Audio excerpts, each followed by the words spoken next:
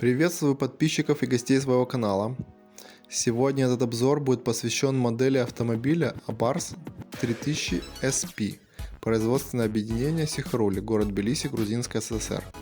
Данная моделька выпускалась там с 1982 по начало 90-х годов и была копией на прототип спортивного автомобиля компании Abarth &C.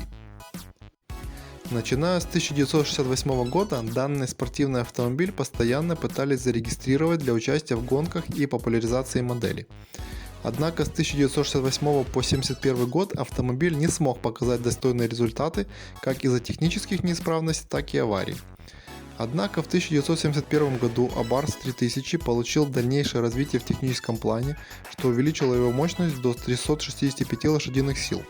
Это послужило толчком для побед в гонках по восхождению на холм в 1971 году. Позже разработка Abarth прекратилась, так как производственные мощности были проданы концерну Fiat. Грузинский Abarth 3000 был ремейком на итальянскую модель от Moby Toys. Обе модели были металлические с открывающимися дверями и задней частью отсека двигателя. Ранние выпуски ремейка были близки по качеству к итальянской модели.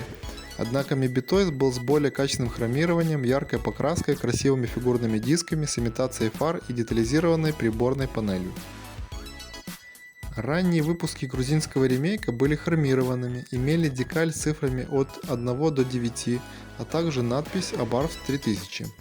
Ранние колеса были цельнопластиковые двух видов с имитацией гаек. Присутствовала дуга безопасности над водителем. Днище у ранних моделей крашеное в разные цвета. Также на ранних моделях есть перегородка между подфарником и воздухозаборником, а у модели с дугой безопасности на пластике есть прорезь для нее. Есть модели, которые имеют все признаки ранних, но идут уже без дуги и прорези для нее в пластике. Чуть позже, в середине 80-х годов, колеса изменились и стали с колпаками, как у модели Silhouette, и начинают исчезать декали с модели. Дуги безопасности уже нет. Колпаки и салоны красного цвета того периода попадаются нечасто и потому считаются довольно редкими. Самые поздние модели идут без хрома, а колеса из полиэтилена. Покраска кузова становится менее качественной, пропадает перегородка между подфарником и воздухозаборником. Днище у поздних моделей чаще уже без покраски.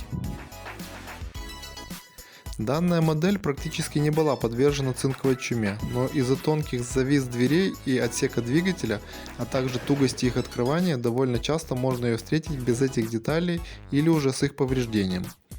Также подвержены утерям и поломкам детали двигателя.